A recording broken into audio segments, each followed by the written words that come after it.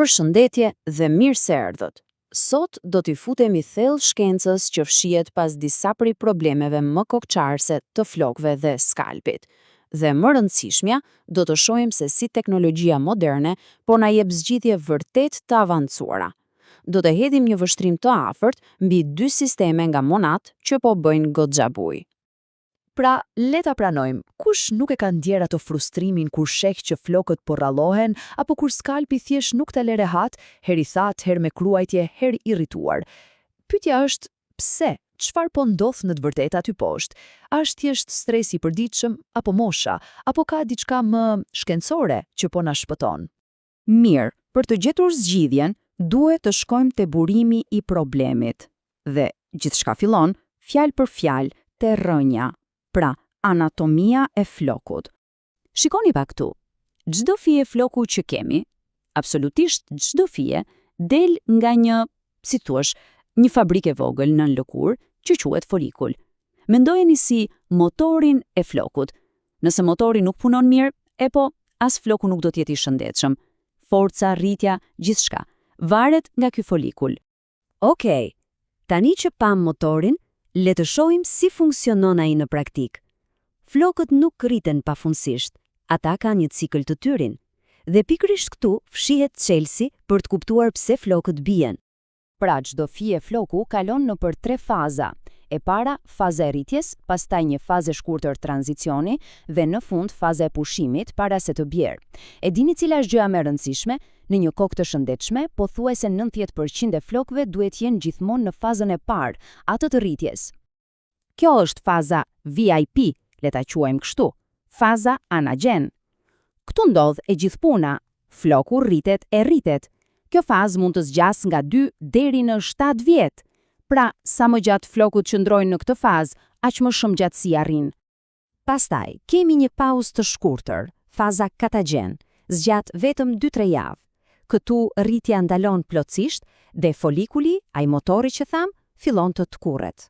Praktikisht, po përgatitet për fundin e ciklit. Dhe në fund, faza telogen, faza e pushimit. Folikuli bën një sy gjumë për rreth 3 muaj dhe pastaj floku bie. Kjo është krejtësisht normale. I lë vendin një floku të ri që fillon ciklin nga e para. Po ku fillon problemi? Pikërisht këtu, kur ky cikël i bukur dhe delikat prishet. Dhe kush e prish këtë cikël? Zakonisht ka 2 fajtor kryesor. I pari, mikrobioma e skalpit, dhe i dyti, një hormon me emrin e vështirë, DHT. Le t'i marrim me radhë. Okej, shikojeni këtë krahasim, sepse flet vet. Skalpi ynë, imagjinojeni, është si një kopsht me mikroorganizma të mira dhe të këqija. Kjo quhet mikrobiom. Kur kopshti është në ekuilibër, si në imazhin djathtas, gjithçka lulëzon, lëkura është e qetë e shëndetshme. Por, kur ky ekuilibër prishet, si në imazhin majtas, atëherë fillon kaosi, kruajtje, skuqje, thatësi, irritim, gjithë ato problemet që i njohin mirë. Dhe tani, kalojmë tek fajtori numër 2, DHT. Ky është një hormon që, le të themi, nuk i do shumë flokët. Siç e shihni në të majt, ai sulmon folikulin, e shtrëngon dhe zvoglon. E çfarë ndodh? Faza e rritjes shkurtohet dhe flokët dalin gjithnjë e më të hollë derisa ndalojnë fare. Por, dhe ky është lajmi i mirë, shikojeni imazhin djathtas, shkenca ka zhvilluar superheronj si kapiksil që praktikisht e bllokojnë këtë sulm dhe mbrojnë folikulin. Mirë, tani që i diagnostikuam problemet, një mikrobiom e çekilibruar dhe sulmi DHT, le të shohim zgjidhjet.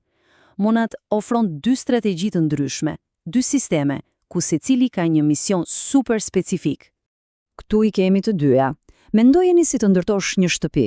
Në të majt me sistemin Scalp Comfort, po ndërtojmë themelet, ai merret me skalpin, sigurohet që toka të jetë e shëndetshme, ndërsa në të djathtë me Air Clinical po ndërtojmë vetë strukturën. Ky sistem sulmon direkt rrallimin e flokëve për t'i bërë më të dendur dhe më të fortë.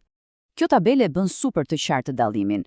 Nëse problemi kryesor është skalpi, i thatë, i ndjeshëm, i irrituar, atëherë zgjidhja është Scalp Comfort. Pse? Sepse ribalancon mikrobiomën, por nëse betejë kryesore është me rrallimin dhe rënjen e flokëve, atëherë ER Clinical është arma e duhur. Ai përdor teknologjinë Capixil për të bllokuar DHT-n dhe për të dhënë rezultatin final, flokë që duken më të plotë. Mirë, teoria tingëllon bukur, por a funksionon vërtet? Le t'i lëm fjalët dhe të shohim provat. Çfarë thon numrat dhe studimet klinike? Numri i parë, 92%. Le ta përsërisim, 92%. Ky është ulja e rënjes së flokëve gjatë krehes e vërejtur në studimet klinike.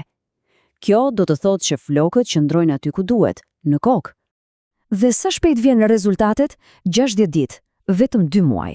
Kaq u është dashur pjesëmarrësve në studime për të parë me sytë e tyre flokë që dukeshin më të plotë dhe më të dendur. Kjo është goxha shpejt. Dhe ky numër është ndoshta më i rëndësishmi, 8 nga 10. Pse?